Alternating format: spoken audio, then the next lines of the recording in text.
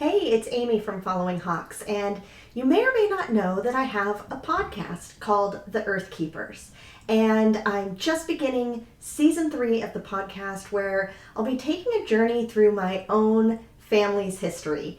And we'll be following just one branch of my ancestors back through the pioneer days of the Mormon Church and then back to Sweden before that, and really asking the question, what happens when a group of people leave the only land they've ever known? So if you're not subscribed or you haven't heard the podcast, go wherever it is you listen to podcasts and subscribe to be sure you get the updates each week. However, this season will be more of a narrative storytelling season, and so there'll just be clips and smaller pieces of the interviews that I'm doing on the podcast. So I'm uploading the full discussions, the full video versions of those interviews here on my YouTube channel. So this first one from episode number 1 is with a shamanic healer, Katrina Whitney, who's also an ex-Mormon and shines a lot of light on what her experiences were growing up. But as the conversation goes on, you'll have the opportunity to just be a fly on the wall between the two of us, chatting all about, a huge variety of spiritual topics. So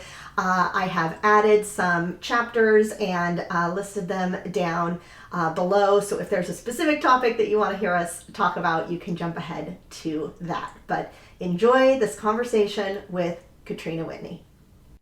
My name is Katrina Whitney, and I guess I started doing shamanic work several years ago, and that was after I left the Mormon church. So, all right. Well, yeah. Then let's go back to the beginning, wherever, probably there's some completely other beginning in some other timeline, but at least in this lifetime. In this lifetime, yeah. Tell me about your background with the church, or your family. Like, how did they join the church? How Okay. did you get involved? Well, I was born into the church. So my dad's family, my dad is from Amsterdam. And so the missionaries from the church came, and my grandparents converted and came over to Utah because they thought that, this is the promised land. This is where the headquarters of the church was. So they moved here to close to Salt Lake.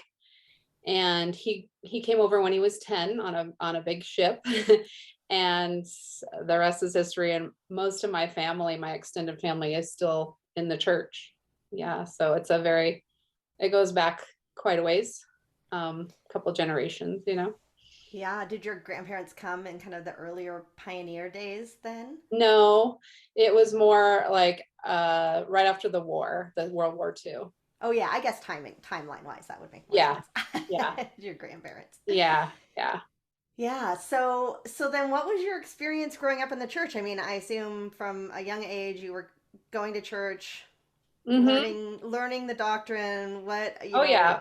was your Completely born and family? raised, did all the Mormon stuff. We had Pioneer Day. I until the age of 10, I grew up close to Salt Lake. And so we did all the, Mormon things. We were there several days a week. I had primary, I had mutual, I had extracurricular stuff, all kinds of stuff. They have you very busy. So we had dances. So I dated a lot of Mormons, and I lived in Utah until I was about 10, and so grew up very in that culture.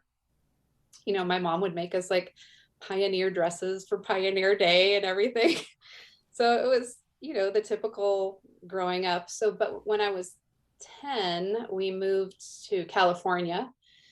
So I spent the rest of my youth growing up in a culture that was much less Mormon. So I had a lot more friends that were not Mormon. And so that opened up to just being a more, I guess, normal kid. Like, I was still in the church. We still went to church dances. I still had a lot of Mormon friends, but I also had a lot of non-Mormon friends.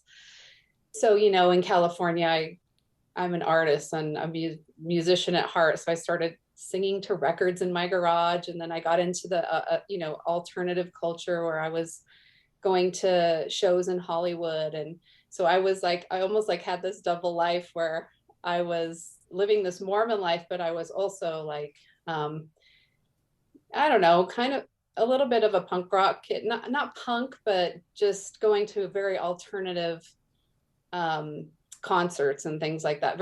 I was very much into the underground scene in the 80s and 90s, I guess. Were you finding yourself questioning the religion at that point, or it was just, Um, like one of your hobbies? absolutely. Absolutely. Even as a teenager, I would just be like, this culture does not vibe with my inklings or my leanings towards being an artist. I just felt like it was very constricting.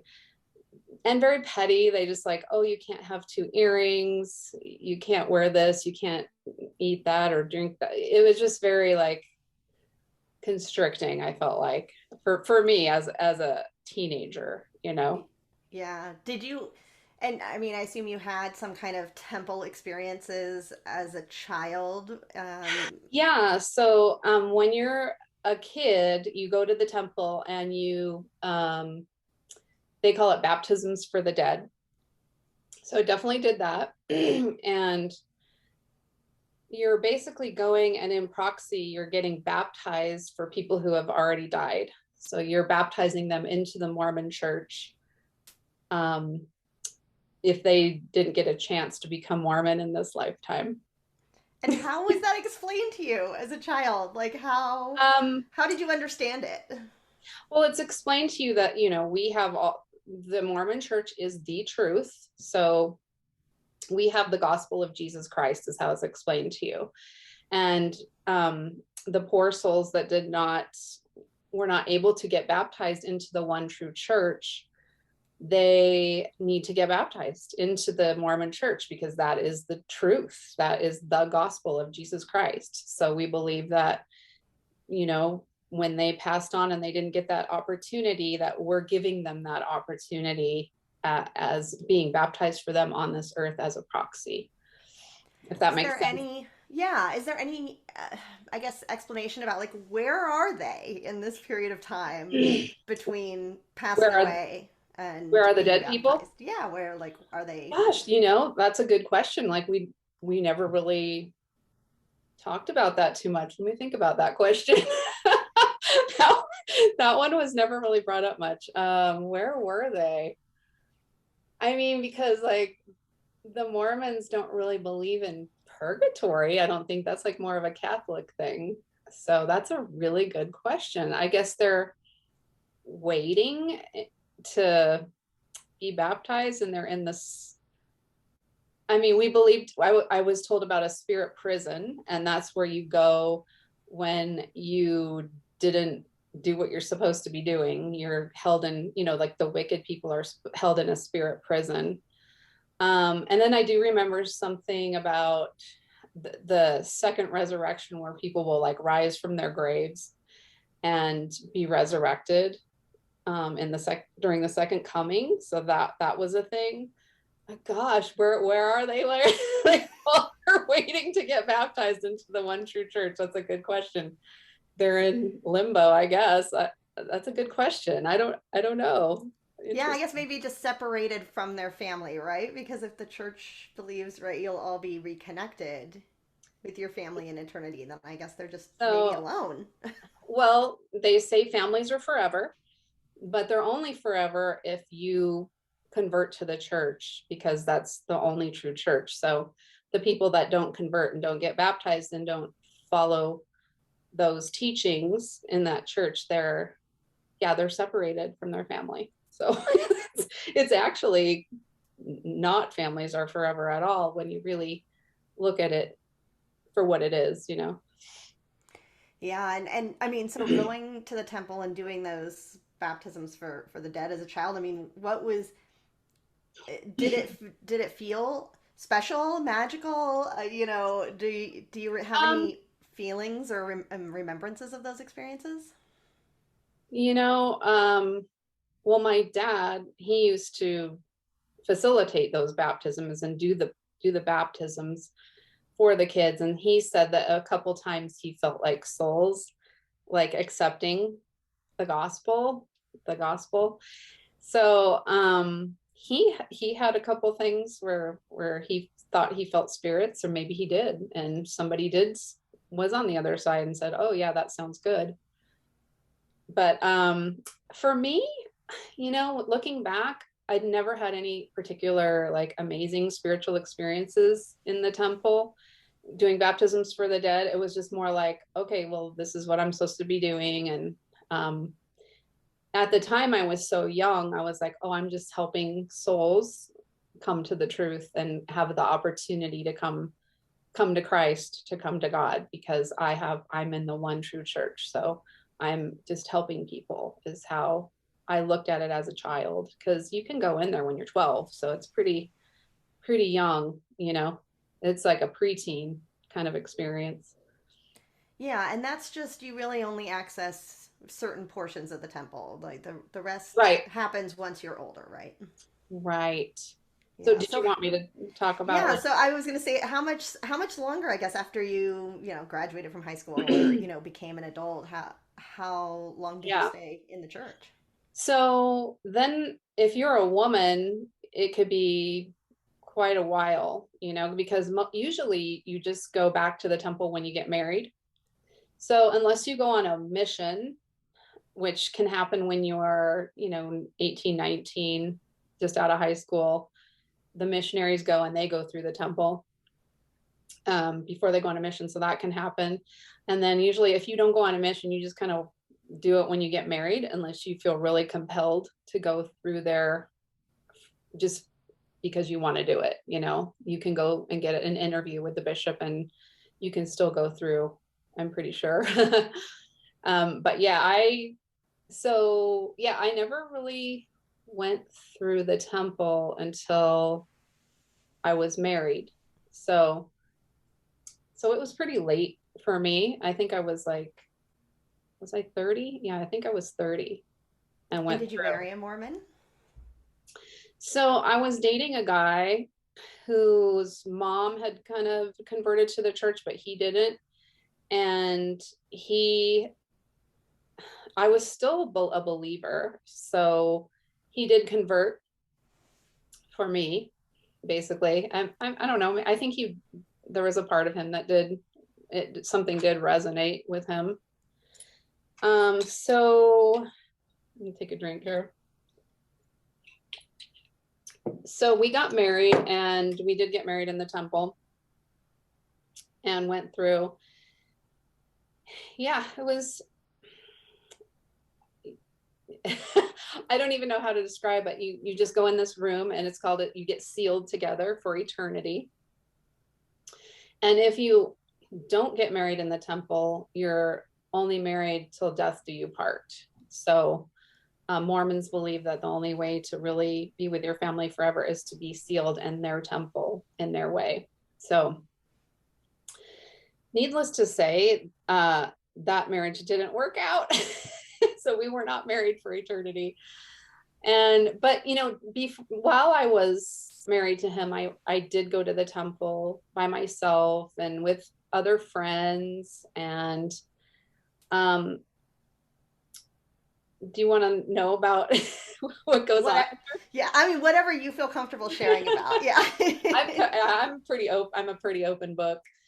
So yeah, when I would go by myself, so what happens is you go into a room and they say, anybody who wants to leave now, raise your hand and you can leave. But when you're going through for the first time through the temple, you don't know what's coming. You don't know what you're getting yourself into. So, you know what I mean?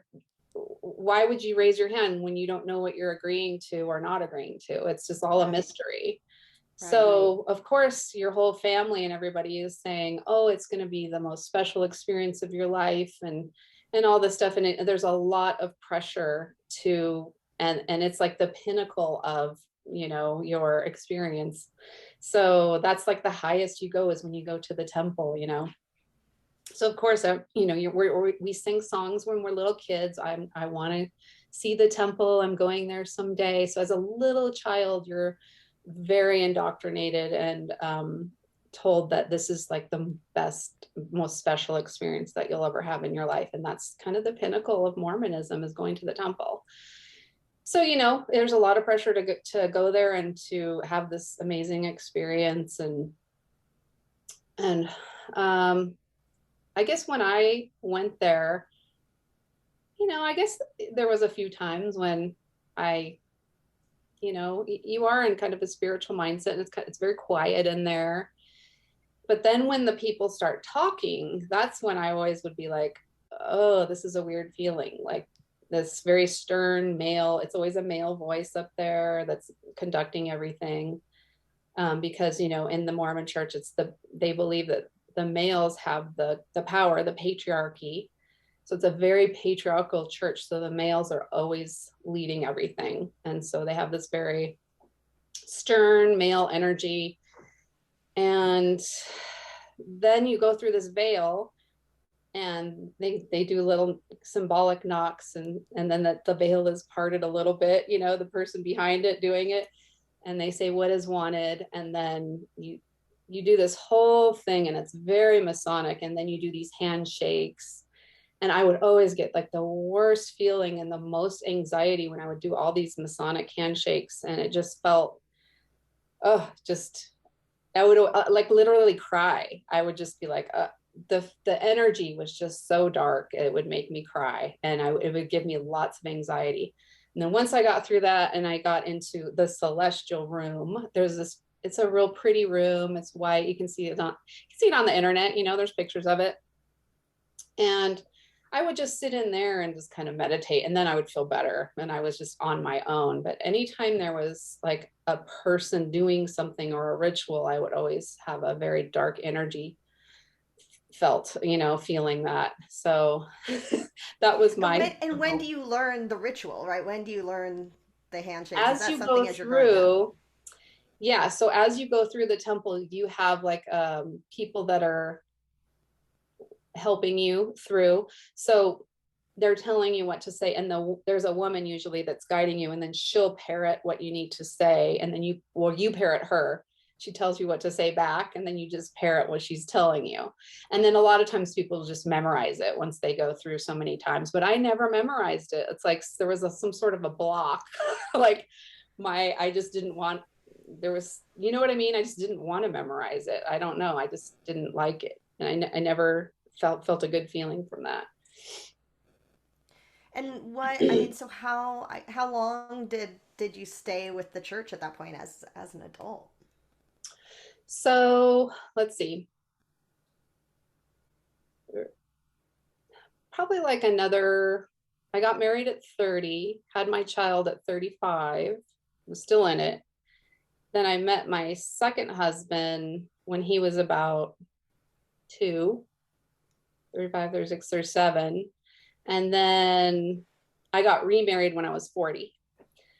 So I was still even a member when I was with my second husband, who I'm still with today, and he's awesome. And so trying to think, we were still in Seattle for a few years, and I was still a member, and he would go to church with me periodically, and he would just sit there and just be mortified by the little kids up there and people whispering in the kids' ear of what they should say and what they should believe. He's like, wow, these kids are really being told exactly what to believe at very, very young age. He was kind of shocked by that. So once we decided we wanted to own a home, because Seattle was so expensive, I just felt led here. And that's when I started having sort of my own spiritual experiences outside of the church. And I felt very led to come here now I live back in Utah again, ironically. And I think there's a reason I'm here, but I had this kind of mini download, which I at the time didn't even know what a download was. It was just like this information that came to me. It was just like, this is going to be good for you. Ogden, Utah is where I live. It said Ogden's going to blossom.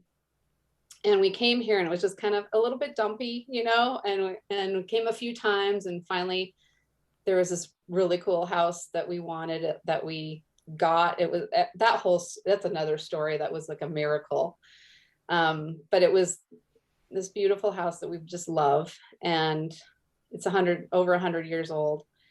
And I remember we used to pray in the back of the house that we would get the house, because we kind of leapt and hoped that the net would appear. We didn't even have the house yet. And we took all like 2 trailers full of our stuff here on a whim, just because knew I was supposed to come here.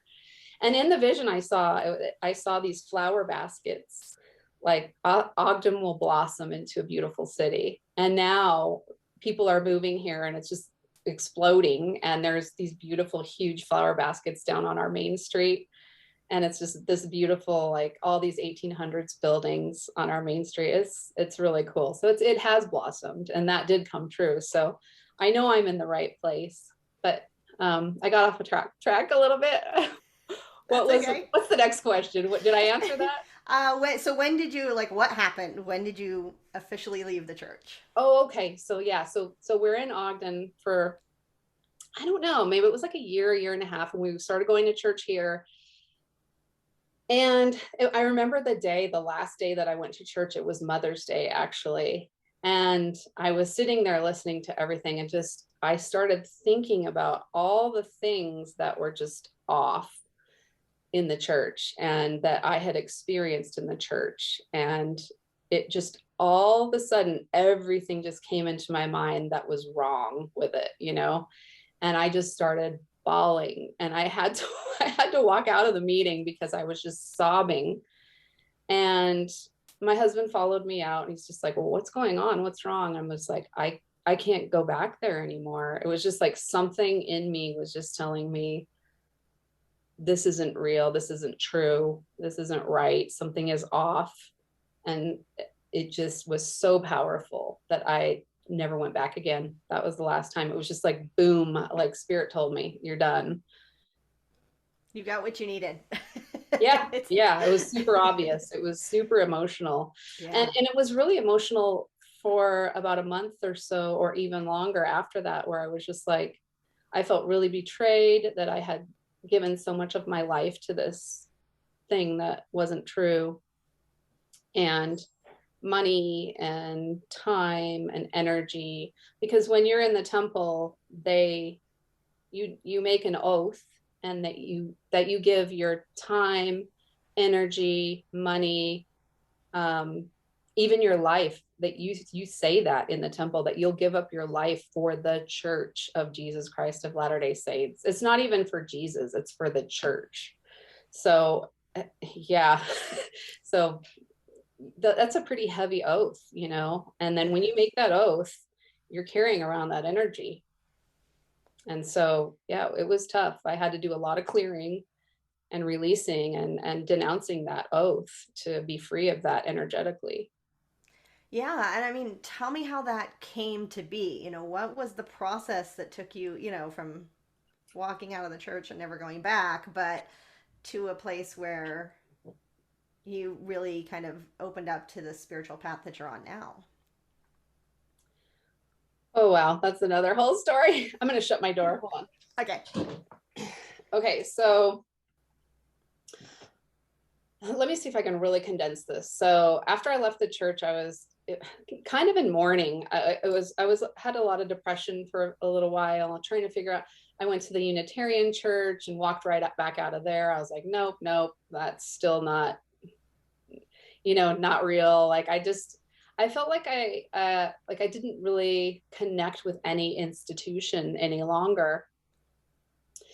So a Spirit kind of, I think, pushed me along, and in a really interesting way. So my son, right after that, had started getting sick, and he just got sicker and sicker and sicker. And finally, we went and he got this, it's called the Gardasil shot. It's a vaccine that's very controversial. And I had done a lot of research, and I think a lot of this information is suppressed online. So I never really found the proper information that I needed about this injection. And they give you 3 of them. So he got the first one, and I I thought they thought he was ADD. And so they also gave him a medication at the same time. So I thought, oh, that he's allergic to this medication. And then every time I would go back, oh, he needs another shot. He needs another shot. So he kept getting these shots and getting sicker and sicker. So finally, the last shot, it was like the second Gardasil shot. He actually passed out like 10 minutes later, literally just passed out. And I was like, oh, it's the vaccines. You probably can't say that on YouTube. Might need to like bleep that out. Sorry. The we'll work with it. We'll figure it out. Yeah. So he was so sick and he was in a wheelchair, and I wheeled him into the doctor the next day. They tried to force him to get up and walk, and just completely denied that anything was wrong, falsified the records.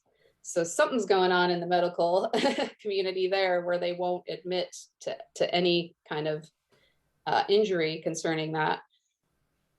So I went back home and I'm like, oh my gosh, I've been poisoning my child. He's allergic to these injections. And so I went to my basement and I just poured my heart out to the spirits. I just, at this point, I didn't even know if Jesus was real anymore. I was kind of confused.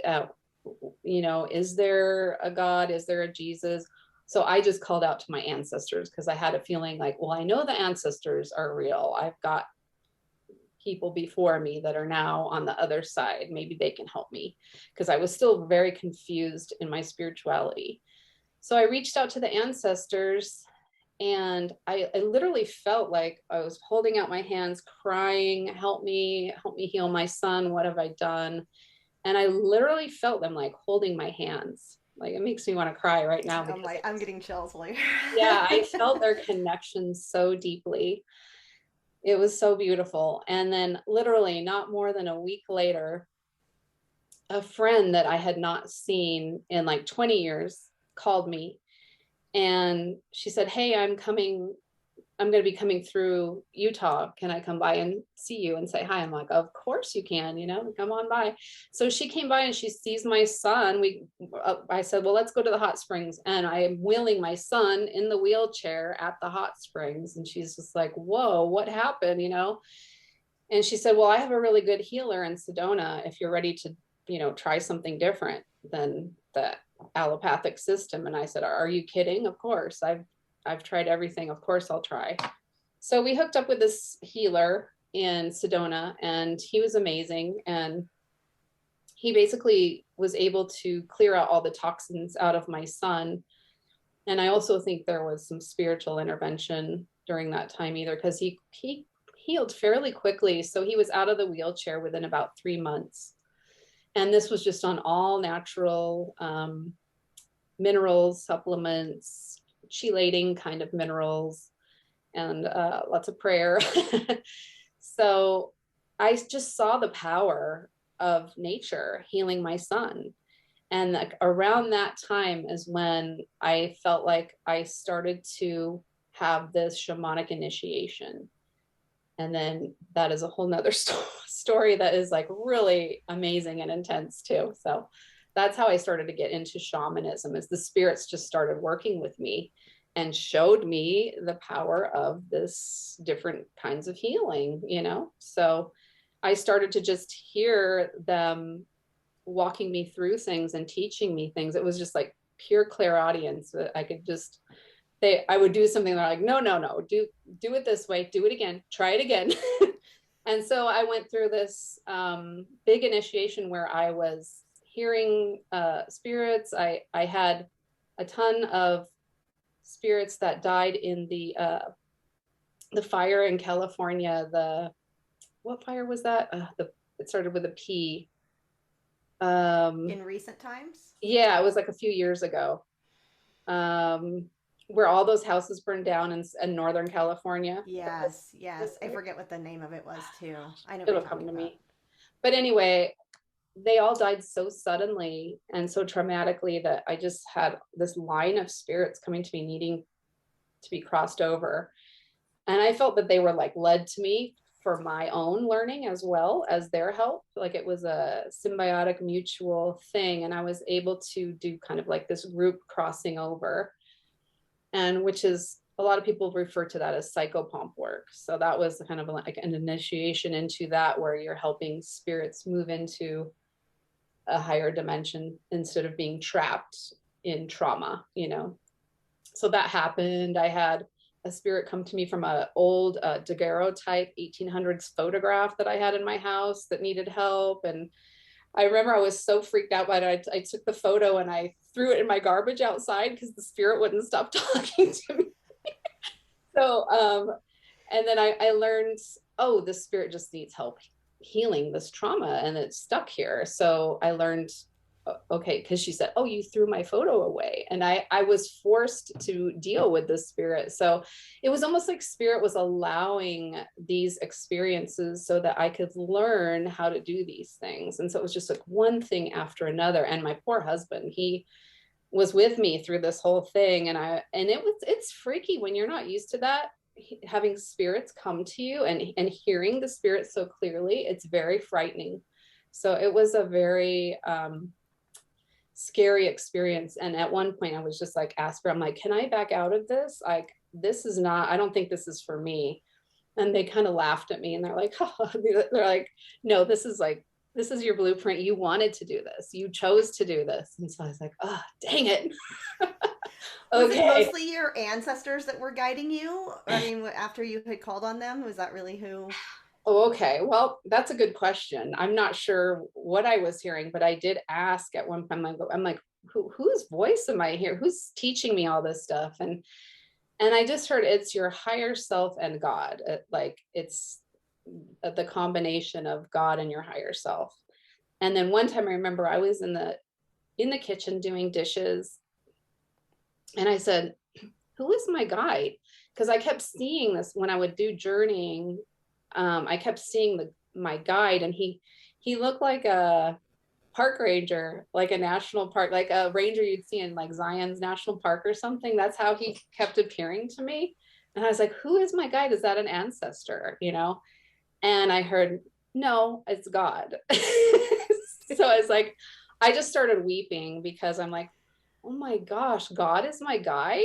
Like it just seemed just so out there, but it was also felt so real, that what I was hearing, and it made sense. I just started weeping because I was so humbled.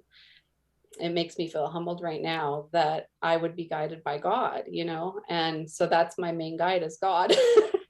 So but I've also had many experiences with ancestors too, like, and they're always Native American. So that's a whole nother, I've been shown past lives in that culture where I was definitely like a matriarch, a healer in very primitive times, and very, very moving experiences with that as well. Yeah, so at some point, obviously, you kind of had to reconcile like what you had grown up with and those stories with like the direct experience that you were Absolutely. having. I mean, how did your family react to all of that? Absolutely. I did have to reconcile that. And, you know, it wasn't that hard. It was just like, oh, I'm connecting to something real. Like before, it was more like, listen to the prophet of the church. You're listening to these other people outside of yourself, these leaders that you go to a bishop if you have a problem and you ask the bishop what to do. Or, I mean, they do believe in prayer and asking God for things. So I guess they do, you know, but if you have a different answer than the prophet, then you've got a problem, right? So yeah, I feel like once I started really hearing spirit and opening up to these experiences, it was just like, oh, this is how you connect to the universe, you know, like this is real. Like it just was completely different experience. And my family is actually really cool. I don't have a really uptight family. Like my parents are still totally in the church, and they're very open to a lot of the things that I get with through dreams and visions and downloads. And all that kind of stuff. They're open to it. I don't necessarily think they always believe it, but they're open to it and they listen. And I don't really have any family members that are just really shut down and have disowned me or anything like that, but a lot of people do. So I feel like I probably chose my family, and I wanted a family that would be somewhat supportive, you know? So that's been actually really good. That's good. And some of my family has left the church too. Like I think there's 6 of us kids, and like half of us have left and half of us are still in. And some of us are kind of teetering, I think. It's coming. Yeah. Well, shifting gears a little bit, I guess I should say, like, how did you find me? Do you remember, like, how or what were you either looking for online, or how did Yeah. I cross your path? That's a super interesting story too. So, so I was guided to do some land clearing, it kind of like up against the mountain in my neighborhood. And it's this area of land that it doesn't really have much on it, but I was guided to go up there like 7 times, and then they're like, okay, you're done now. Like there was like 7 ceremonies, rituals up there that was just clearing the land. A lot of it had to do with doing forgiveness ceremonies between the Mormons and the Native Americans. So I feel like, you know, as someone who's had a past life or more past lives in the Native American culture, and also who is now coming out of the Mormon culture, I have experience in both. So I felt like very much like a bridge to heal the trauma between these 2 cultures. So that I had been doing some work with that, just intuitively guided to go up there and do some healing, and some specific people came through. I think there was a being called Black Hawk. I've had experiences with Sitting Bull,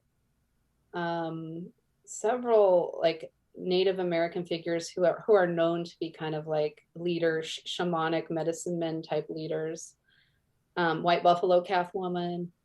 So, and I was also led to do like some grid work where I was kind of shifting the grids to the north a little bit, and I heard that was to help balance out the pole shift a little bit so it didn't move too quickly. And this is just all things I heard intuitively. And I was just like, well, is anybody else doing this work? Like, who else can I connect with? And then Spirit just told me, oh, just go online and you'll find somebody else doing grid work. And so I just typed it in, and then there was your blog about the Following Hawks blog, and said that you were a grid worker, basically. I think I read about it, and then I think I just called you, and you're like, oh, I just happened to be coming to Utah.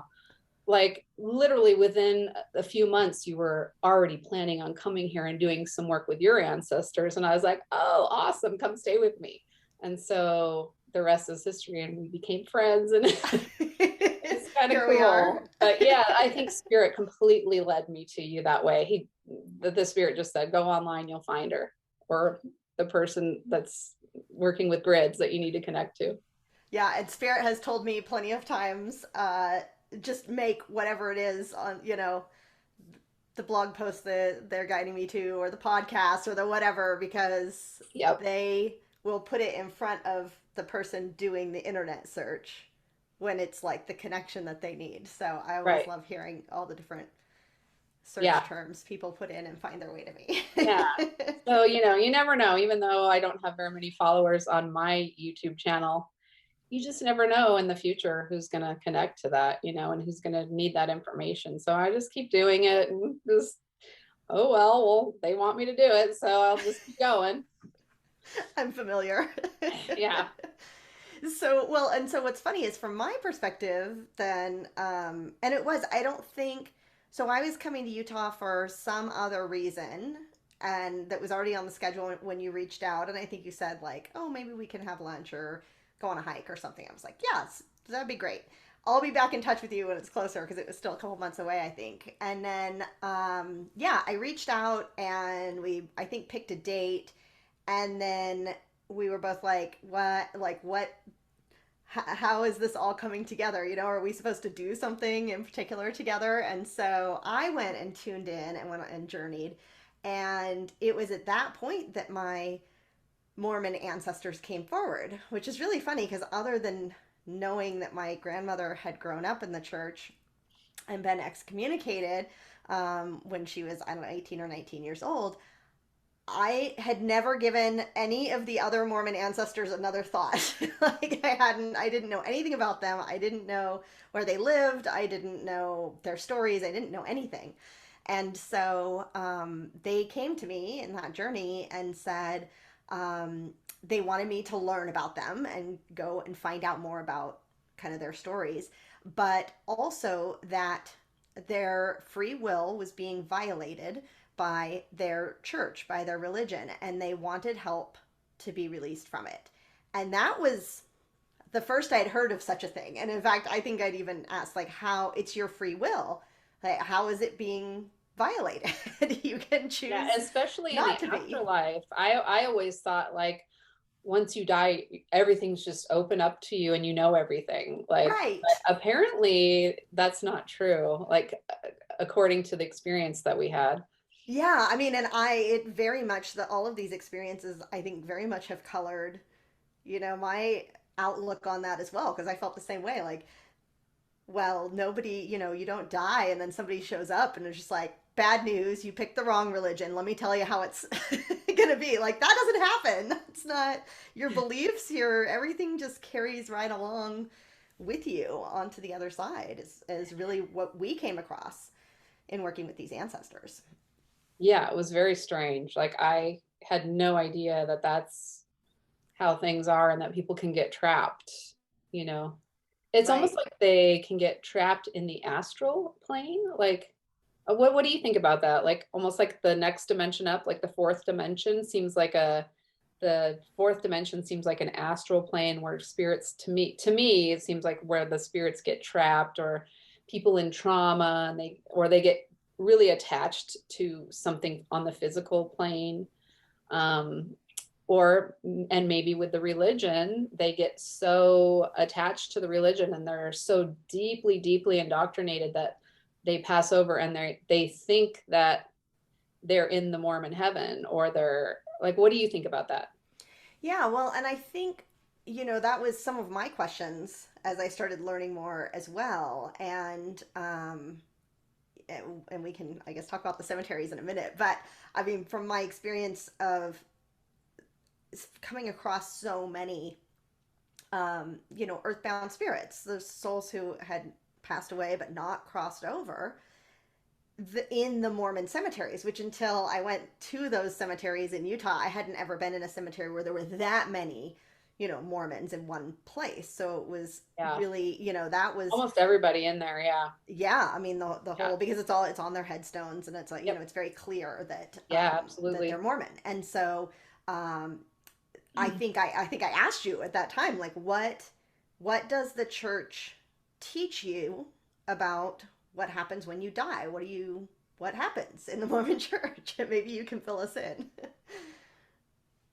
Gosh, like I'd have to really like go back to the doctrine and figure that out. But um like I said, they really think that unless you are baptized into the Mormon church specifically, you won't go up to the higher levels. That so they believe that there's like different levels, which is kind of true. Like I believe there's different levels, different dimensions where, and I believe that you do go where your consciousness or your frequency is in alignment with. Do you believe that? I mean, Yeah, I sort of. think, I mean, I haven't even thought about that much. I feel like, I guess what I really saw working with these ancestors was that you carry your beliefs with you, which is partially why I think even when you hear about people who have near death experiences, right, and they say, "Oh well, like God came to me. I was at the gates of heaven," and then that's like, but that matches their belief system, right? That's what they expect to Yeah. happen. And if I understand kind of the Mormon doctrine well enough, is that they're waiting for the return of Jesus, and then Hmm. everyone will be lifted up together. Yep, they And do believe that. so my guess is that you don't think through the like, well, what happens in the in between time, right? Is like, so I've died, Yeah. but now I am Now still waiting for where am I Jesus. waiting? I mean, I Yeah. would And so assume they're they all think waiting in that the cemeteries. if you were baptized, I assume that they would think that you're just with Jesus. Right. Like, But that was not what we came across by and large. no, that's not what we experienced. I Yeah. mean, And with I guess I should backpedal a little bit on the story because when when I had this conversation when these ancestors came to me, I don't think I even knew that you had been Mormon. We'd barely even talked. We yeah, didn't really know each other. right. I didn't know that you had a background in the church. And so I just kind of came back to our conversation and said, okay, well, this is kind of strange, but this is what my ancestors are telling me, that they need help. And at this point, I'm thinking to myself that they just need like a soul retrieval or something Hmm. is what I'm Yeah. thinking. And because I don't really understand what happens in the temple or what these oaths are or anything else, Hmm. and that they just want help being released from the oaths is what they tell me.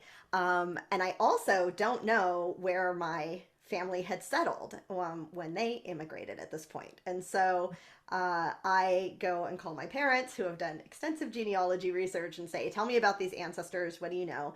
And they pull out all the paperwork and they say, well, they settled in Ogden. And I'm like, well, that's where Katrina lives. Like, that's where Isn't I'm that going. crazy? Yeah. And so, like, that was the first kind of, funny synchronicity there, clearly arranged by them. They knew I was coming.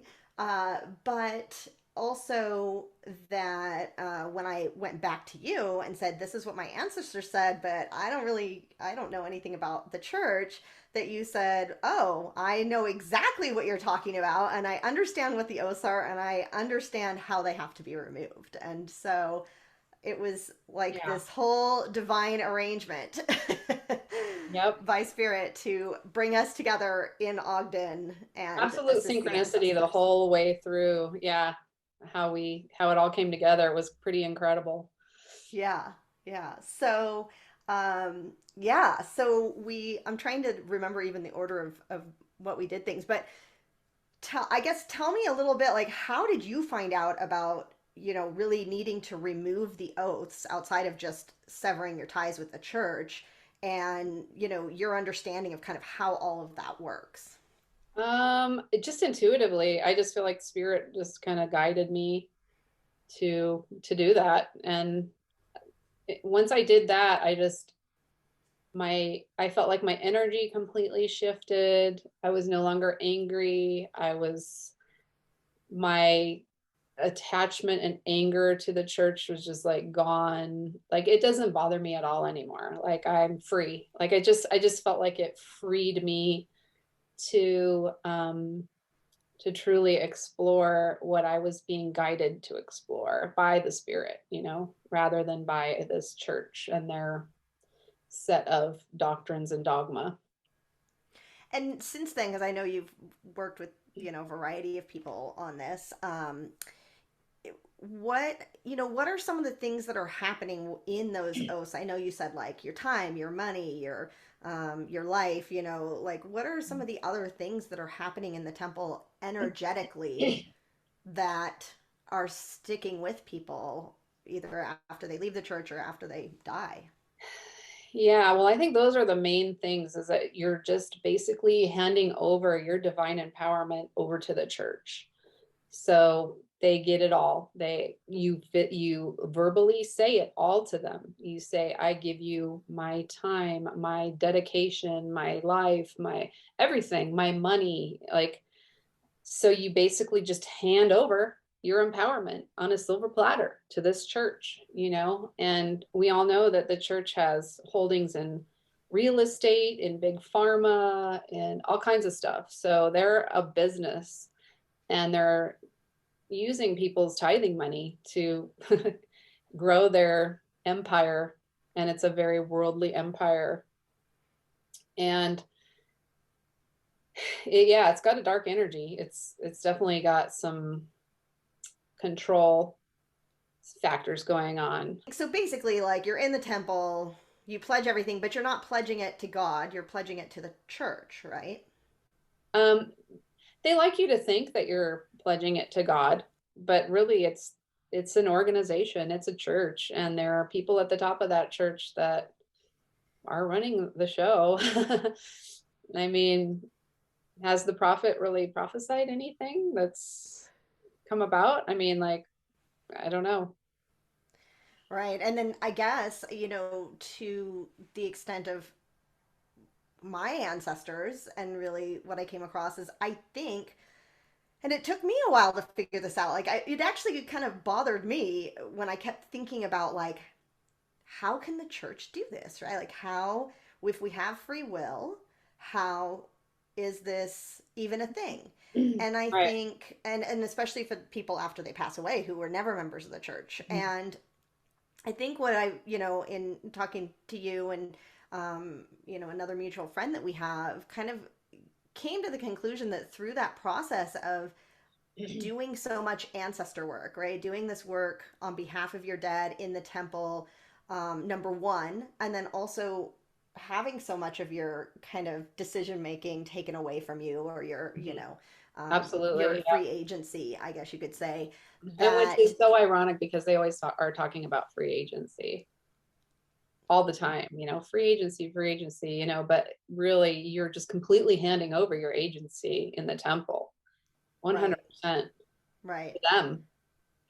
Yeah, and I think, that was what I realized is I think the ancestors still that were connected with that still felt like they needed an ancestor to help them, right? That because that's why I kept saying, Yeah. why come to me, right? If they know what the problem is, why can't they just fix it?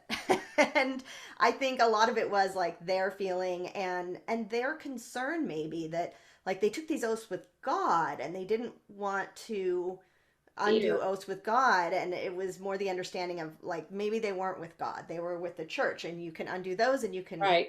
make other oaths if that's what you so choose.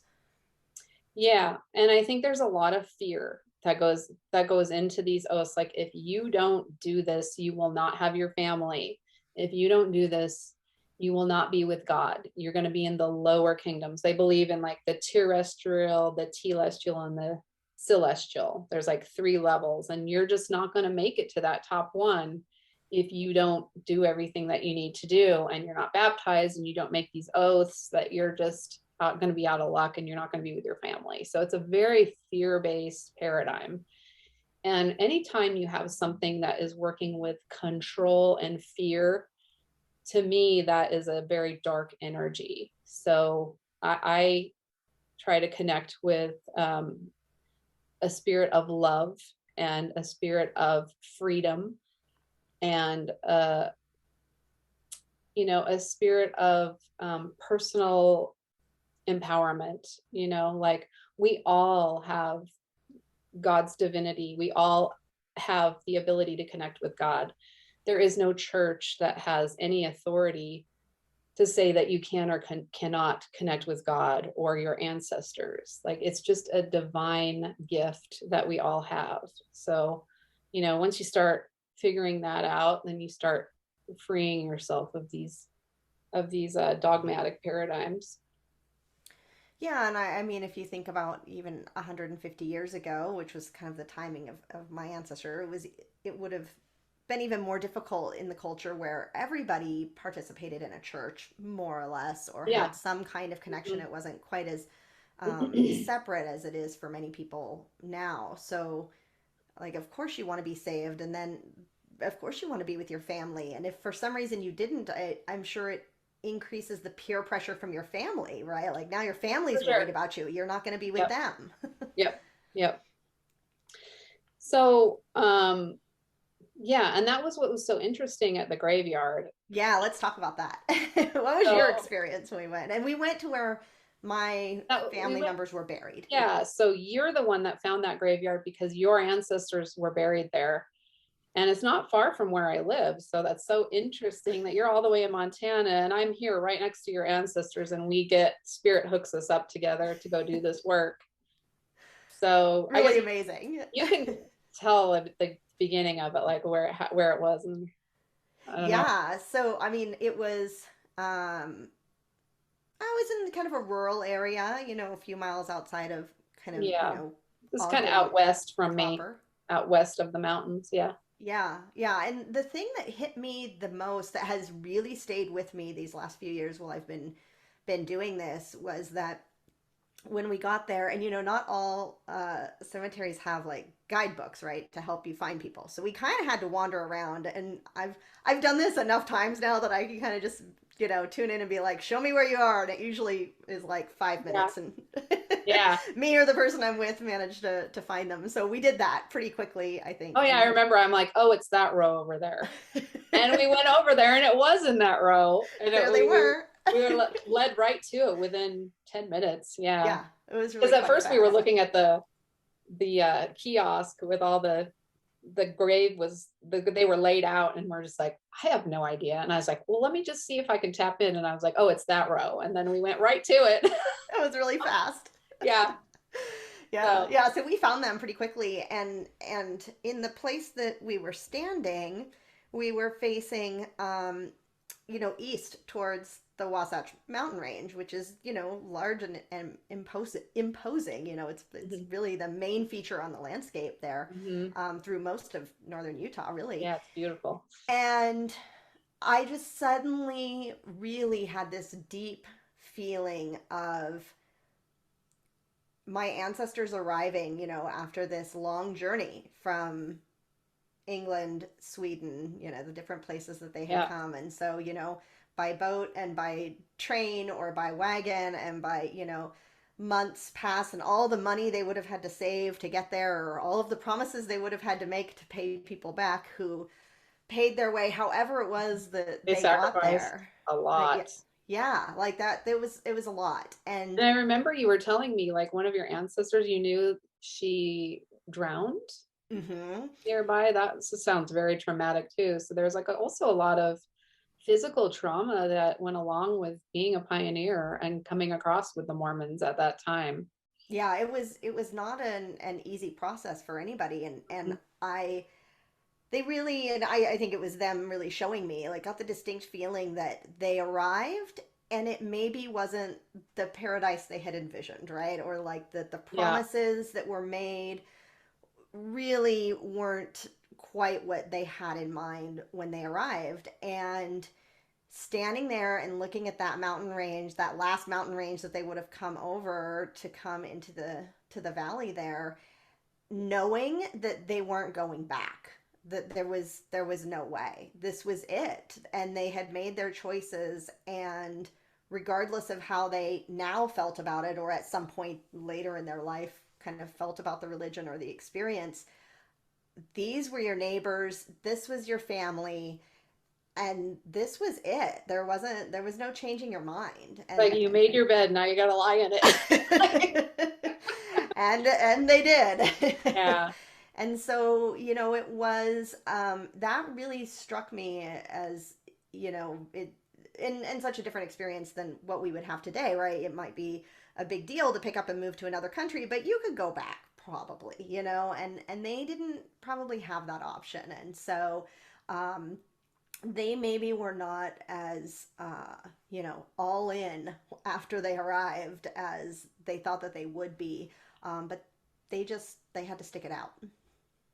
Yeah, I mean, it's not like they could turn around and like take the next caravan back to where they came from. It was like very expensive. They had to have all these supplies, and a lot of people died along the way. So it was just like, once you're there, it's like, oh, you're kind of there. But a lot of them like really did believe in the cause, I think. Yeah,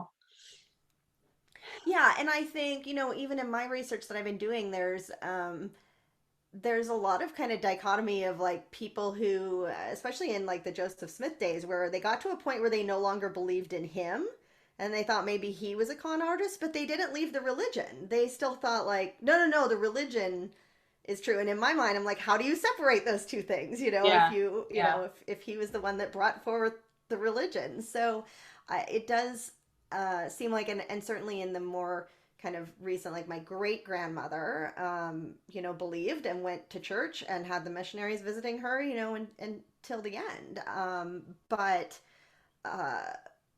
but I also don't really remember that about her. It wasn't something she talked about or shared about. So I think I think there was a lot of that was what you were raised with, as you're saying. Like that was what your family believed in. Right. Yeah. And when you've got like, you're surrounded by everybody is a Mormon, you can't just leave. You're going to be an outcast. I mean, it's still like that to a certain extent with some families. Like if you choose to go off and do your own thing and leave the church, there are still some families that literally will disown the kids, or whoever leaves, they just become an outcast. It's still a thing for real. Right. I feel very blessed that that has not happened to me. I have an awesome family, so my heart goes out to the people that experience something like that and decide to stand in their own truth. But Yeah. what I was gonna ask, like, I wanted to talk about what we saw at the graveyard and what we experienced. Did you want to Yeah. talk about that a little bit? Well, tell me what you're, because I think you had a pretty um, specific vision, and I think if I remember right, it was more a lot of pioneer souls that were there. And so, I mean, if you want to share that You turning it experience. back on me, huh? well, well, do you want me Yeah. to talk about the crossing of the Jesus versus Archangel Michael? Is that what you're Yeah, well, thinking first about? I'll, yeah. Let me tell, I well, can talk first, about that. what I saw when we were there it was all in my mind's eye. I just saw like people like gathering around, and I don't know if this was like my own filter that I was seeing this, but in my third eye, I clearly saw like a gathering of like people with wagons. It was very like pioneerish. So I'm not sure exactly like if that was, am I seeing a magnetic loop of these pioneers or is this them in real time? But I definitely saw like wagons and just people gathering in to see what we had to say. That's what it felt like. They were coming in like, okay, who are these ladies? And I remember that they were like very skeptical of us because we were women, because the Yes. church is very, very patriarchal. So, like, when we were trying to heal this trauma and help them move out of this trapped dimension, they didn't want to listen to us because we were women. And we're like, oh no, no. Like, so I'll let you tell the rest of it. Yeah, well, I mean, I think if I remember right, we kind of just like asked, if there's anybody in the area that can hear us that wants to listen to what we have to say, just come on over here. And it was like they all kind of gathered Yeah. in around us. Felt like But quite a big gathering. Yeah. yeah, and I think you talked to them for a couple of minutes about the church and the belief systems and what their options were and who they took their oaths with, if I remember right. Do you remember Oh, doing that? yeah, I was just going intuitively. I felt like I was being guided by the spirit to just kind of direct them. Yeah. And Yeah. that they were in a, it felt like they were like trapped in some sort of a loop or waiting for something. It just seemed like they were trapped there, but it felt like a lot of heaviness, like they were not happy about it. Like, did you get that feeling? Yeah, definitely. And you're right, the waiting, I think some of this is like I say has colored my opinion about, just like, oh, they're waiting for Jesus to come back and they haven't experienced that. So they're just still here. Kind of hanging out on the earth. Yeah. Yeah, in Yeah. this other dimension. Yeah, you're right. Like you lose your body, but everything else continues on, right? Like Yeah. if you don't know where to go or what to do. And I think different religions and different cosmologies teach different things. And so, Mhm. where if your religion has a story, a teaching about we die and then whatever, an angel comes to get you or whatever, but that helps you get to the other side, then that process happens a lot easier because you're expecting it and it happens. And that's my experience in Yeah. working with a variety of different kind of souls at that process. Yeah, I do believe that there are guides that guide people to where they need to be or where they're supposed to be or wherever they, like I said, I think that we tend to gravitate to where our frequency resonates. I think there's a lot of different dimensions, but when you are so indoctrinated with an idea of heaven or what's going to happen when you die, then it's like that becomes your reality. And just because you leave your body, that doesn't mean like your consciousness is going to suddenly be different or Right. completely elevated to a new perspective because you leave your body. So, I mean, I kind of used to think that, but now I'm kind of like, maybe not, maybe, sometimes we get trapped in such a deep religious paradigm that our consciousness is like there. And no matter if we're in this body or if we pass over to the next dimension, that's still going to be our consciousness. So Right. that's why I think it's really important to try to awaken and free your consciousness and open up your mind to spirit guiding you and directing you directly so that you can awaken to a little bit of a more elevated consciousness before you pass on with all these old paradigms that are very almost like entrapping of your soul. It's hard to explain, but Well, yeah, and what do you think? if I think about, a lot of the kind of like ancient teachings or a lot of indigenous cultures and their beliefs, like there's many different kind of flavors, I guess you could say, but most of them have like a process that if you look at them have similarities in that like you die and then there is someone, some being, some function that happens that carries you to the next place, right? And so it might be that you're getting carried to the land of the ancestors, or it might be that you're going to heaven or whatever. But it's like and I think people forget about that there's this like transitionary time and period, and I think you lose track of linear time when you don't have your body, right? So for us it's like, oh, they've been there for 150 years, right, these spirits waiting. But I don't know that all the spirits that I've talked to, like they don't have that concept of how much time has really passed or what has really happened as far as on the linear plane. So I don't know how long it really feels to them. Yeah. But at least my ancestors had some sense that like time had passed and nothing had happened, right? Like they're Mm-hmm. there, and so they felt like they were stuck or that they couldn't get to that place that was promised by the church. Right. Yeah, it definitely felt like a very stuck and trapped energy, and they were all just waiting around and just kind of like a little bit disgruntled, but yet still believing in this paradigm and waiting around for something to happen.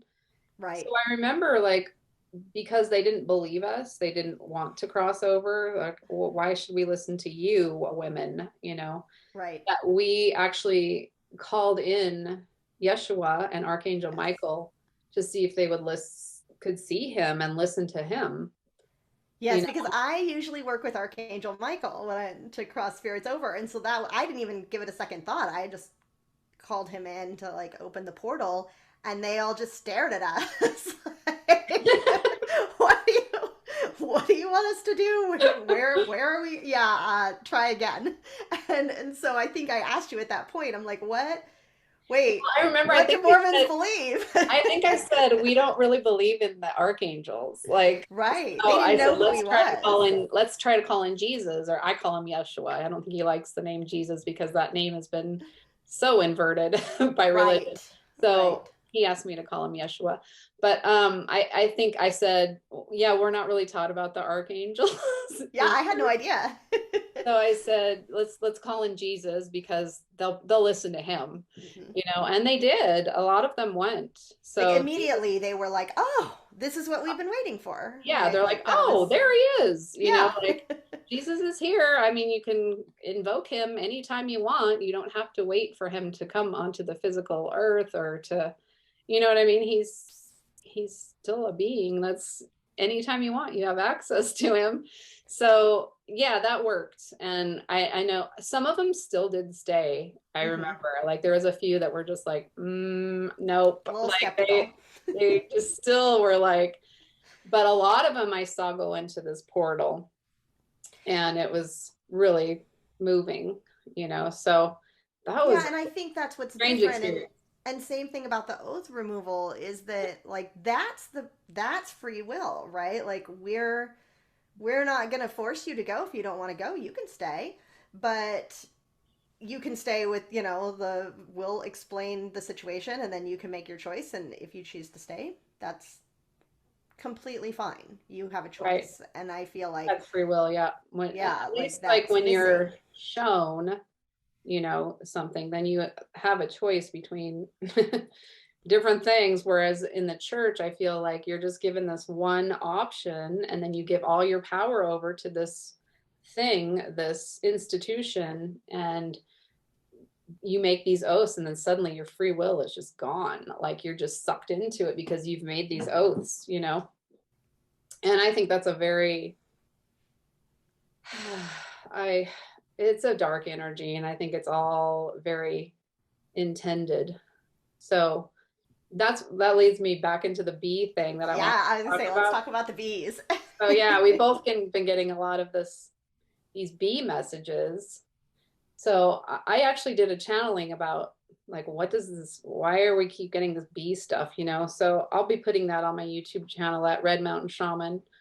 And it's a really interesting channeling. I was told that this bee symbology goes way back to ancient Egypt, and they're like mystery teachings that there is something that is truthful in the ancient Egyptian teachings. And so I looked it up after I channeled this information because I know nothing about it. And I did find out that the meaning of the bee was that the bee was considered like the tears of God, like the tears of Ra, that he cried the bees and that the bees came to give life. Let me think of if I remember what they said correctly. So life, death, and rebirth. So it's the cycle of, our evolution. And so it's very sacred to them. And so what happened was, I think that this bee symbology was found by the Freemasons, which, the Freemasons that is completely embedded in the Mormon religion. And so I think what they did was they took this sacred symbology and they inverted it. So they made it into, well, if you look up what the Freemasons think that the bee symbology means, it's industry, systematic work. So it's like, again, it goes back to these systems that we get hooked into where we're constantly working. We have no time to really connect with our own spirit. It's just like we get involved in these systems and industry, and the Mormons were just very hard workers. They're the worker bees, the hive mind. And so it's like the hive mind, when the bees go out, they're all working in one mind, almost like. And so they took the sacred symbology, the Freemasons, and then they inverted it into be like a mind control hive mind thing. And so they've got this beehive like right on on their temple doors. It's everywhere, especially in the early church, this beehive. So I think they've been like emitting this hive mind control symbology out to the people for a very long time. Does that make sense? Yeah, and it reminds me, like, we should talk about the grids and the temples because we've both worked with that. And I think Mhm. when we're especially talking about like this broadcasting of a frequency, I think there was some very deliberate energy work that was being done there in order Absolutely. to Yeah. do that. And by, many churches across time, right? Like the Mormons aren't the first to do this, but I've definitely encountered, in doing grid work in Utah in particular, a lot of temples are hooked into the grid and broadcasting on the grid. So I know Mhm. you've had some experiences with the grid lines and the temples as well. But I remember you said like that angel with the trumpet is like almost like broadcasting their frequency out to this area. And it's funny because we had like a few years ago, I like spirit told me earthquakes are coming, and I'm like, what? We never have earthquakes in Utah. There's hasn't been an earthquake for who knows how long. And sure enough, a few months later after I got that, I like literally woke out of bed and I heard earthquakes are coming, and we had this like big weird random earthquake, and I don't know if it was like a true earthquake or if they were like blowing up underground dumbs or something. I'm not sure quite what it was, but I was told it was coming. And then when it came, the angel like got knocked off. Did you see that? Yeah, the angel lost her horn, I think. Like, Yeah, I the mean, whole angel like kind of very like, symbolic. yeah. On So the that was, main like downtown Salt Lake City temple. yep, on the that's ground zero right there. That's right next to the church headquarters, and the angel just got knocked off during that earthquake. So that was seemed like a very symbolic sign from spirit. I mean, there's been a lot of really strange, interesting things. Like, when the lightning hit the George Floyd mural and everything else around that mural was like completely fine, except for that. It's like, what? And then the lightning or something hit the Georgia Guidestones. Like, Right. we're having a lot of really weird stuff happening lately. So I do think that we're at the end of a cycle, and more is going to be revealed about what is really going on in this world, because we're in revelations, right? That's why they call like the final days revelations. It's like everything's being revealed. Yeah, for sure. It definitely feels to me that a lot of the more kind of hidden, coded um, information, messages, things, below the surface basically are coming to the surface so that Yeah. they can be seen. And so, I mean, to your point, so people can make their own choices and make their own connection with God and realize like because I think you're right to the point of being like the industrious busy bees, and working all the time. It's like the it kind of forced you to outsource your religion to the church, right? Like you didn't have to think about it. You just had to show up on Sunday and somebody Right. would tell you What to what the believe. message was for the week, as opposed to really taking the time to make that connection within. And tap into your own, yeah, your own. Everybody has a connection. We've just forgotten it. I don't Yeah, and it feels I like don't that's consider myself special at all. I think everybody has this ability. We just have forgotten our abilities and who we are. It's just a matter of like reclaiming our power and our connection with the universe and with the creator, so that we can have our own guidance, and the creator will definitely guide you to where you need to be. You just need to like align with that. I was curious, I wanted to ask you a question, if mm-hmm. that's okay, and Yeah. ask you if like what other kind of experiences have you had with working on the grids and healing the grids? Like what is a grid worker? Like, do you want to talk about that a little bit? Like what you do? Yeah, well, and I guess that's a big piece that we haven't really discussed when we're talking about the grids, was that the other kind of message. I'm trying to remember kind of what order I received them in, but one of the other kind of messages that I got before that trip when I came out and we went to the cemetery and everything was that there was this really big kind of ring of energy, column of energy. I don't know, like it was shown to me as like a big circle over that whole kind of I don't know, Utah Valley. Is that what it's called? Salt Lake Valley? Yeah. The, but and that there are some very powerful grids that cross through there. And so this light really kind of comes up like a beacon and can be seen, off planet, and energies who know how to work with the grids can see it and know that it's there, and that the Mormons in those early days before they came to Utah, like they knew what they were looking for. They knew there was a powerful energetic alignment in Salt Lake City. And through, that's a lot of this kind of, I guess you could say, magical or occult traditions that have been passed down. Some of that is like the wayfinding of how to find these energetic lines, because also along energetic lines, oftentimes you find deposits of, gold, silver, precious metal, all of those types of things. And so it's highly possible if you could find these locations that also you could, um, you know, be successful in mining outside of the energetic Yeah. components. But I think that they knew there was a powerful energetic component in that area and they wanted to be in Like control of it. what led them here? That's another And that I question. don't know. I haven't gotten a specific message on how that was. It was just very much like there was something, whether or not that it was like they read about it in some old book or they had somebody channeled the information. I don't know, but Yeah, because somebody when he knew got here, he said this is the place. Like he this is knew. the place. Yeah. So something was And I was there. shown in a recent journey that monument. And Which I haven't monument? been to it because this is the place Oh, monument. yeah, yeah, yeah. Yeah, or statue or whatever That's it an is. you should go there because they've like gathered all the old cabins and stuff that are on that this is the place area Yeah, where it's kind of like they've made it into like a little park where you can go visit I'm and gonna have see to all make a trip. the Yeah, it was shown cabins to and me in a stuff. journey and it felt like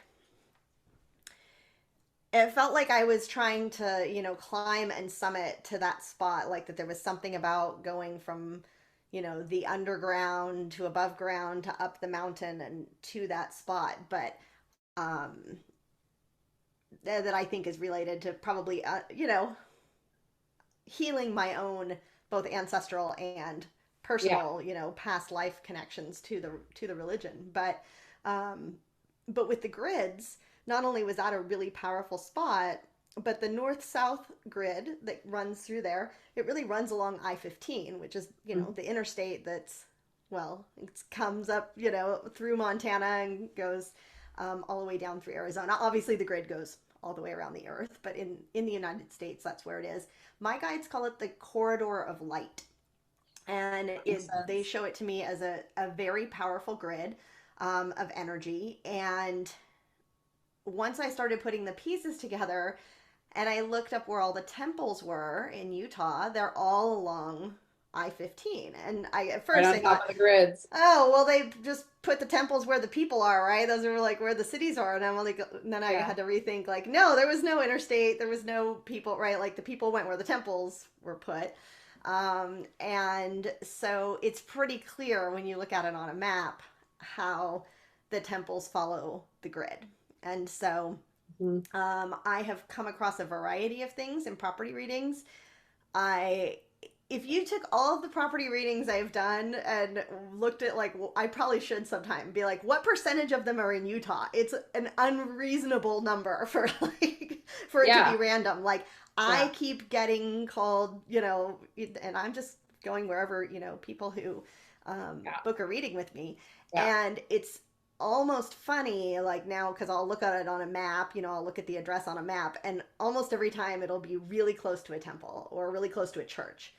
And I'm yeah, like, of course it is. Like, yeah, I'm working on this person's house or property, but they're going to have me work on that church while I'm there. And that's usually what happens is they'll show me like the church has either tapped into the grid and is pulling energy from the grid, or it's moved the grid, it's cut the grid, it's, has a hook yeah. in the grid. It's all shown to me in all different ways. But oftentimes they're asking me like unravel this, these energies so that they're not so intertwined, because the sense that I get is that it's part of how the church is like sending, broadcasting that message, right? They're putting the message out, and the grids are just picking up that frequency and moving it around, right? Like the grids are neither here nor there. They just are. And so they're just moving the frequency around. And earlier this year I got another message that like the water is in the same situation there, right? Like the water has also been co-opted, or taken on the frequency, that dominant frequency in that area, and also wants to be released from some of those Yeah. energies. So the water brings me, I've done a lot of the healing with the water, like trying to return it to its crystalline original, and I Mm-hmm. and I also feel like there is a lot of energy here that has been hijacked. Like I think this is a super powerful place and it's just been completely, the energy here has been hijacked. So that's kind of what the feeling that I get, and the Yeah. temples are like kind of sucking up. So I'm not sure exactly what's going on, but I do feel like that there's a powerful energy here and it will be returned. And I remember when we were doing, I don't know if you want to talk about this because it's so weird, but the ant thing, The ants, is or that the ant that weird? I tuned into. Yeah, yeah. What do you? It's I don't really even remember weird. it all, but yeah, I do So remember like when you before asked you me to came, tune in to the mountain there. yeah, and before you came, all of a sudden this huge ant hill like appeared in my backyard, I and don't remember and that. and I never told you about it. Oh, okay. I don't remember that part at all. Yeah, I never told you about the ant hill, and then it like appeared a few days before you got here. And then when we were doing the ceremony, you were like, "Oh, I'm seeing this ant person, and that the ant people want to be like a guardian of the water." Do Yes. you remember I that? remember Like, that. I Like that was there were like, like ant "What?" people living in the mountain because you guys were like, "Oh, that's part of the like stories about this area." And I had no idea Yeah, that. so the Hopi believed that the ant people took them in during some sort of cataclysm and took them underground. So they totally believe in these ant people. So it was new to me, and I just thought it was very, very weird because I did not grow up with any kind of weirdness like that. So who knows? I mean, you saw it in your third eye, Yeah. the Like being. that was the being that came, when I tuned into the Keeper of the Land, like I normally would, like for a reading. That was who came to me. It was like, oh, it was an ant being. Yeah. And yeah, and you guys were all like, oh my gosh, an ant, really? Yeah. I thought it was So we so had to look weird. up the story because it was like the ants protected the humans. Yeah. That was, Yeah. that's the cosmology around it. And So so they're that was very really a strange thing revered. that happened with us when you were here. And just the anthill happening at the same time. I mean, that the anthill is still in my backyard. It's right when you left, the ants all went away and it was just like a dirt thing. And now my fire pit is right over it because it's just a bald spot. How So, funny that you yeah, it's showed still up there. to support us during that time. Yeah, it was very interesting. So yeah, I just feel like there is a lot of energy here that's just been suppressed and hijacked and manipulated, and it's just a matter of returning that back to its original state. Hmm. Is that what you kind of think, or? Very much so. Yeah, just that I get, and I hadn't quite thought of it like this, but I guess that in many ways the land has been, co-opted or taken, oaths of its own, you could say, or, like needs to be released from some of these same agreements and contracts that, Yeah. it has participated in some way in holding that frequency, whether, it, the spirits of the land, it's hard to say sometimes like what they agreed to, what they didn't agree to. I mean, there's lots of things that happen on the land all the time, and right now that the Yeah. spirits of the land would not agree to if you ask them. It just most of the time are not consulted, and so I think if you take, especially the early church members or church leaderships, I guess you could probably say obsession with kind of the occult and magic and Folk magic for sure was a folk huge magic. part of Yep. it. And, their knowledge of some of these more esoteric processes that, they came in and cast their own spells that of what they wanted to see. And again, whether good, bad, or otherwise, like this is where we've come to 150 years later. And it just doesn't seem to be serving the land or the people really in the way that perhaps it was originally intended. Yeah, it does feel like the organic way that the energy flowed here has definitely been manipulated for sure. Yeah. Yeah. So, but I mean, I've been working with it pretty consistently for at least, I can't remember, was it 2018 or 2019 when I came down there? Is it You know, 2019 does not seem that long ago, and I know yet it feels like it was a it was one of lifetime those ago. years. It was one of those 2 years. But yeah, but Yeah. just in that time since I really, and I have made many trips through across to Utah, and like I can feel the energy shifting. It feels different to me now than it did a couple years ago. Yeah, and you would probably be a better judge of that because I'm here all the time. Right. So it's like when you have your kid growing up, you don't really notice how Right. the kid's grown until like somebody comes and visits and like, oh, all of a sudden you're 3 feet taller. And I didn't even notice. It's like with the land, like I have a hard time gauging the shift here because I'm just here all the time. So when you come in and you're not normally here, I think you probably have a better gauge of the energy and how it's evolved. Yeah, there's a temple. I'm pretty sure it's a temple not far from the northern Utah border. Like if you're coming from Idaho and you cross over into Utah, and it's kind of on the hill over to the left.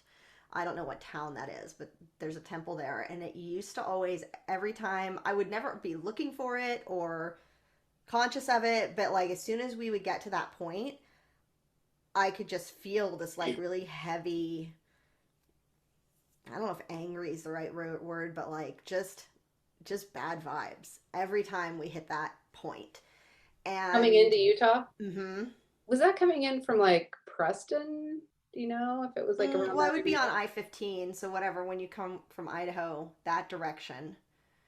Oh, okay. So like And it from, might be a little ways. I mean, I don't think it's like yeah. right at the border. It might be 30, Because I 40 know miles. like when we go to Idaho a lot because there's a hot springs there we like and so we it's not very far, a couple hours. And when we were coming back in, my son, who was like, this was a couple years ago, so he's probably like 16 at the time.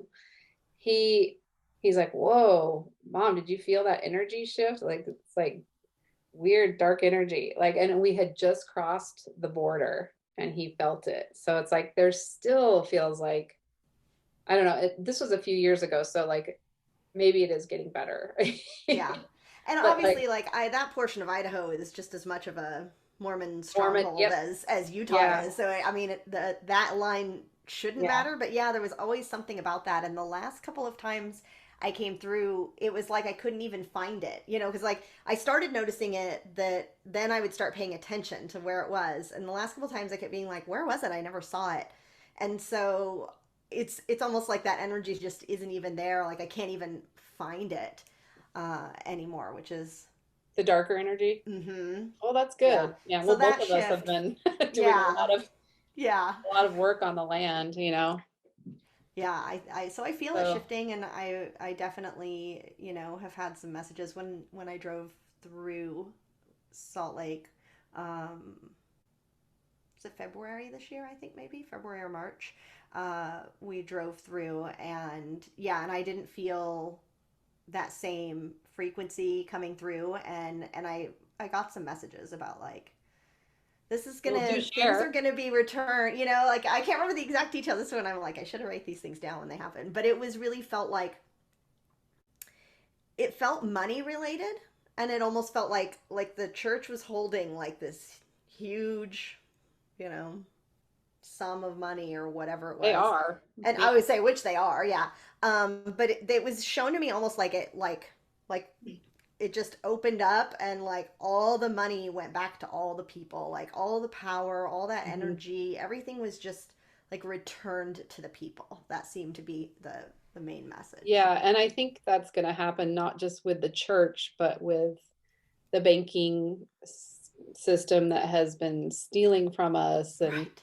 all these systems. So what I was shown was that the in Revelations they talk about the dragon, the seven-headed beast. Okay. 10 I crowns. remember. Yeah, so what I was shown a few years ago is that that is symbolic for all of the systems that have been Oh, hijacked, yeah. and this beast comes out of the water. So I personally think that has to do with maritime law. Like it started with, you'd have to, I'm not going to go into that. You can do your own research on that. But so this beast with the 10 heads, the 7 heads and the 10 crowns, it's just all the controlling systems that have been hijacked by dark forces. So I was shown that that is going to be taken down, dismantled, and I've gotten the same message, like kind of like a Robin Hood type of an energy is coming Yes. because they've been enslaving us. Like we didn't even really know it. We're just now kind of waking up to the fact that they've been printing money out of thin air and taxing the peasants, while all these like elite rulers are in charge. And the crown and the masons and all the churches and the education system, the media, the Hollywood. So all of these are different heads of the beast in Revelations. And so that's going to be dismantled and then all will be restored. Like, so we're in that right now. That's what I believe.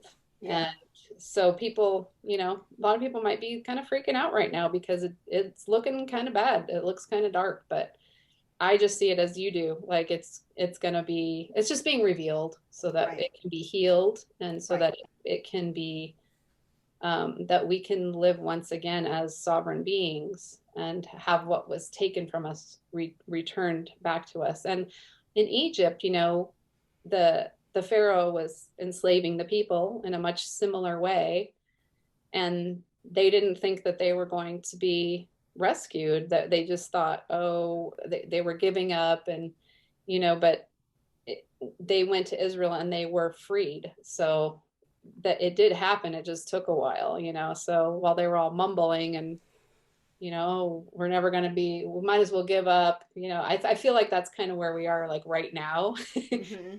So it's like a really huge, momentous time in history right now. I believe that we're in. So Yeah, and I think about it from the perspective of, you know, I think we all have this idea of what it's like on the other side, right? Like what we want to see, where we think things are going.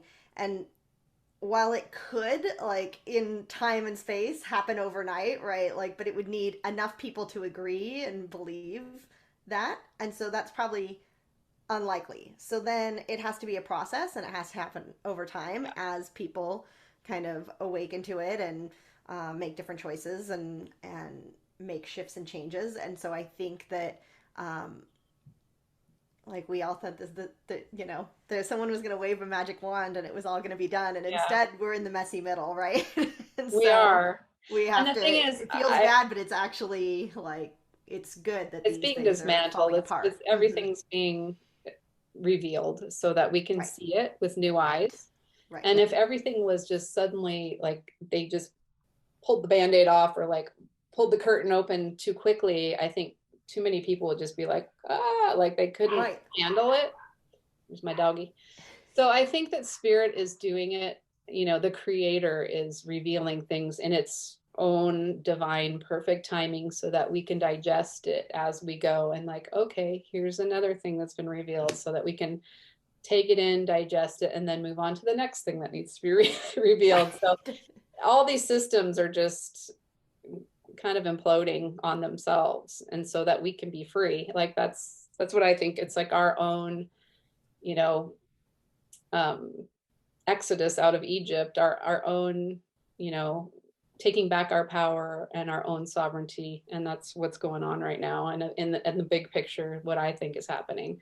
So Yeah. so it's kind of interesting because it's happening on this plane, and then when you go on the astral realm, there's still people that are still entrapped and enslaved in these mindsets that they've been completely indoctrinated into, and so they need to be freed as well. It seems like. What do you think about that? Yeah, and I mean, I think that's where we're going, right? Is that having that realization that we can't and we shouldn't outsource this to anybody else, that, we can't wait for somebody else to come and save us. We have to save ourselves, right? And that we Mhm. have to, and Yeah, once we realize that and we realize we have the power, I think that's like this next paradigm that we're shifting into, is not outsourcing our power, our sovereignty to someone else who is making up the rules and may not yeah, be making them up as, morally as we'd like them to. absolutely. Yeah, it's about taking back our own divine empowerment. And, you and I were talking earlier today about like just all the amazing things that society used to create. Like I believe that we were once a very empowered society that was connected to the divine, and we created all these amazing things with the technology that was within us. And so now we're being presented with an alternative to that technology, which is like the AI, the it's the Inorganic, inversion right? of our own internal tech, and Mm-hmm. they want everybody hooked up to this AI thing, which I don't know if you want to go into this, but that leads me to the experience that you had with the black box. I thought that was really fascinating. And then I saw that there was a black box meditation room in the, oh, what's it called? The United Nations. They That's have a right. they have a meditation room with a black box. And then you had an interesting experience at the lake with a black box that had all these wires coming out of it. Did you want to like share that? Yeah, well, just, and that was probably the one I've worked with the most, but I have in readings come across a few different, they're just devices, and, Yeah, where they come from or who put them there doesn't ever, at least my guides don't seem to want to chit chat about that. It's just like, just don't worry about it. Just, do yeah, what needs to be done. But yeah, I mean, that's my understanding, is these artificial intelligence type things that are on, you know, in other dimensions, but on, you know, Earth, in certain places, and they have different purposes. Some of them, the one that I worked with, or um, over the lake, was a projector. So it was like showing an image of the area. So you weren't totally interacting with the true organic energy of the area. You were interacting with a projection. I've come across others that are like jamming frequencies, so that um, whatever frequency wants to come through is the only one that can be in that area. So yeah, they're really interesting, and it is an interesting time we're living in, and I think there is some of this, like some of what's maybe driving us to kind of go back to basics, right? Like the desire to, you know, make our own food instead of eating the processed food that is clearly, not doing us any oh favors, yeah, or, growing a garden, or doing, which I think a lot of people like are naturally kind of gravitating back to that, because I think we're yeah, right on this edge of this big shift in humanity, and people are really having to ask themselves, like, is this what I want? Is this, you know, is this future the future that I want to participate in? And what I think is really interesting while I've been doing research for this podcast is that I started realizing that at the time that at least my ancestors were leaving Sweden, it was a time when we were a couple of decades past the initial industrial revolution. And so you had already gone past whatever the promise of moving to the city and having a job versus being on the farm and, counting on the weather, and probably seeing the dark side of what it was doing to people. And so what really struck me is I always thought about the pioneers as being like, well, that's just how things were at that time, right? Like that's just how everybody cooked, or that's how everybody lived, or that's how. And what I've really realized is like that wasn't true. Like there was a lot of progress that had already happened around the world, even on the East Coast, that by leaving these cities and going to live on the frontier in Utah, they were actually like trying to get back to some old way that they probably perceived as better, right? Like the way that their grandparents lived or whatnot, and like leaving the cities behind. And so part of me wonders, like, is that where we are now, right? We're 30 years past the digital revolution and computers and all of Yeah. that, all of the promise that it was going to make our lives better, and Yeah. seeing in some ways how it has, but in many ways how it hasn't. And so are we in the same feeling of like wanting to get back to this Yeah. perceived other generation where things were better? Yeah. Yeah, that's really interesting that you bring that up because I have an online friend that just moved from Oregon into the Virginia Appalachian Mountains and just on a acreage, beautiful, kind of middle of nowhere, and there's a part of me that just wants to do that too. Like, oh, I want acreage, I want horses, and who knows, maybe that's in the card. But I mean, I feel like we're all going to be guided to right where we need to be. If, Exactly. if we tap into source, into our creator, then we have an internal guidance system. We don't need this AI thing. Like I was shown that there's two timelines. There's the artificial timeline and the organic timeline. So it's our choice which timeline we want to pick. But I don't think, I think even if you pick the organic timeline, I don't think that necessarily means like, oh, you won't have any technology, Agreed. like I feel like I it's very feel, much emerging. yeah, I feel like Like you're there's not going still, to know that you're on one timeline or another other than just your personal feeling of like that's not something I'm right. going to engage in. Yeah.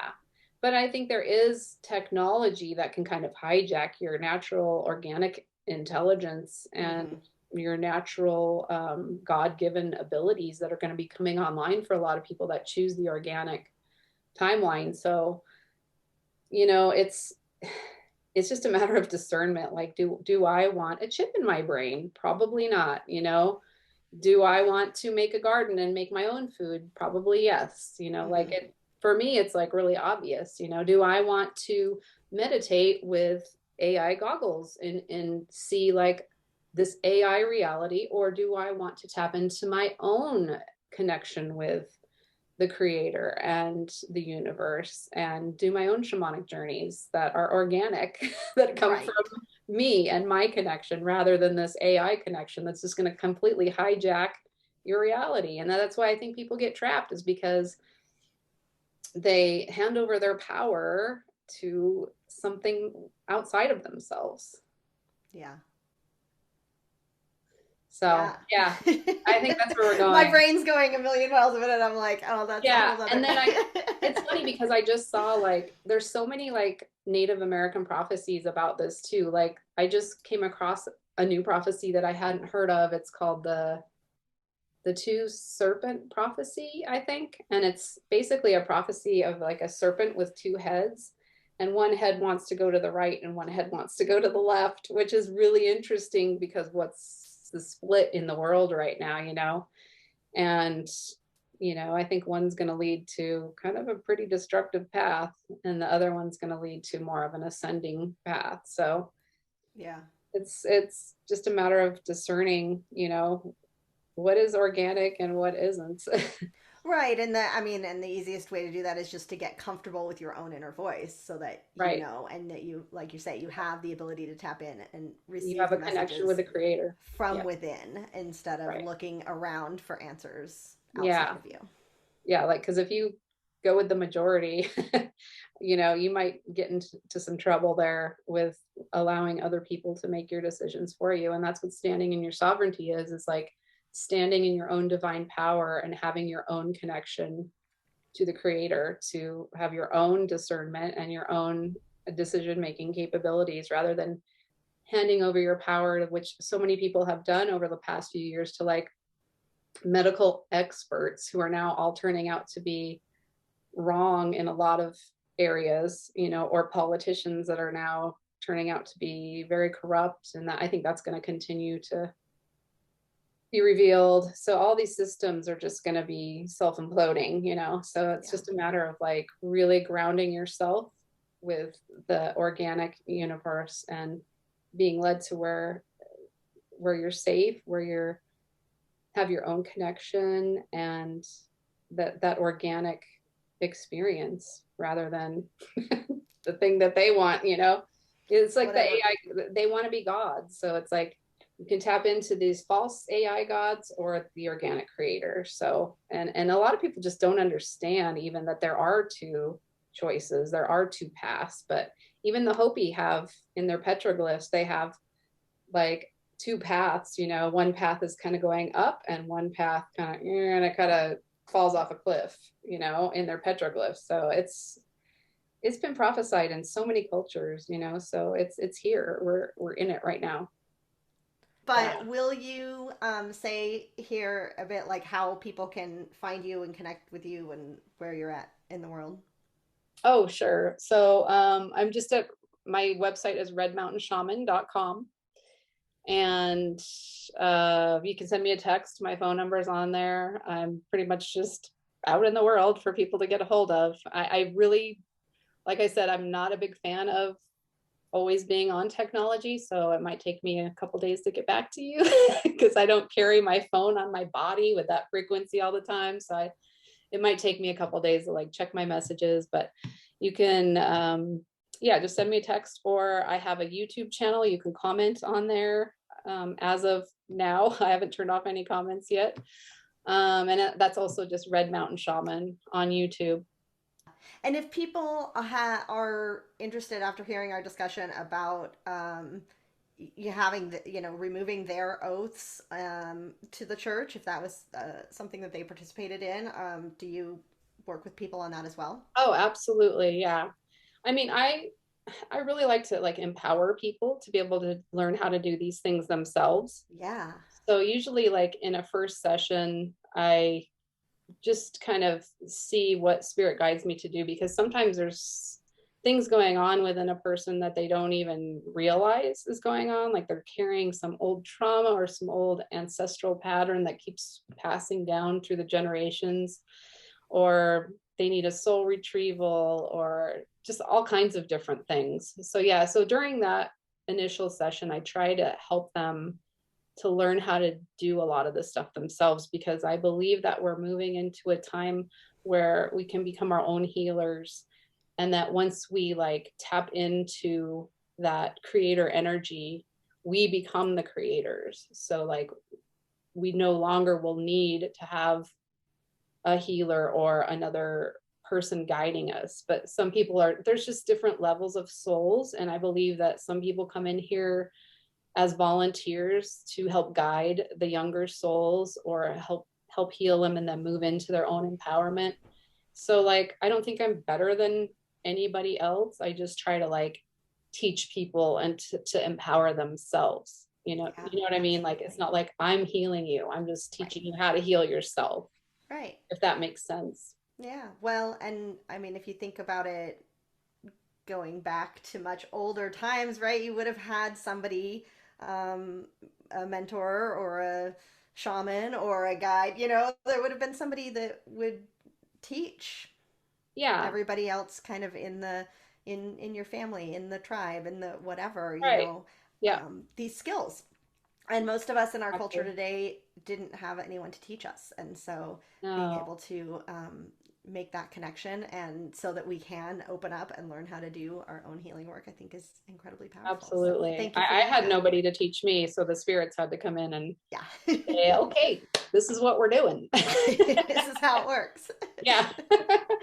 So yeah, it was pretty intense, but I've embraced it now. And I think with what's coming, I think a lot of these religious inverted paradigms and things that have been hijacked will are going to start being revealed so that people can understand how they were corrupted and hijacked. Yeah. So I think there is going to be like more and more people that are awakening and that are going to be ready for this kind of healing in the future.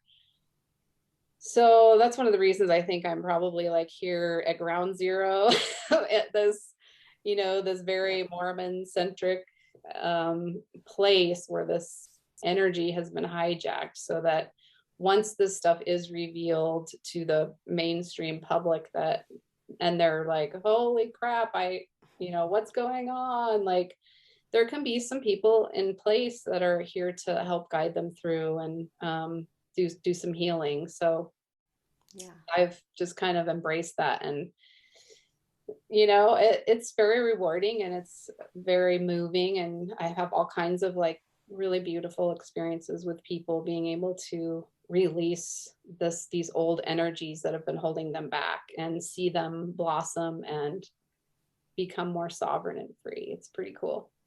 Awesome. Well, I think that's a good spot to end on. Yeah. It's good to see you, Awesome. sister. I know. It's so good to see you and hang out and chat. And Yeah. yeah, I think, like I said, I'm like down my own little vortex on kind of going through and putting this podcast together. So I think more will come out Yeah. as I Yeah. keep working on it. So I'm sure I'll be back in touch. Yeah. I think the guides have you they're giving you the breadcrumbs and we're like the bloodhounds. Like, what are we supposed to find out next? What kind of puzzle pieces can we put together? Like, I do definitely feel like a bloodhound energy where we're sniffing out, like what's really going on here? What's happening? Yeah. Let's What does this peek mean? behind the illusion that we've been given so that we can figure this out, and we're all learning and progressing together. Yeah.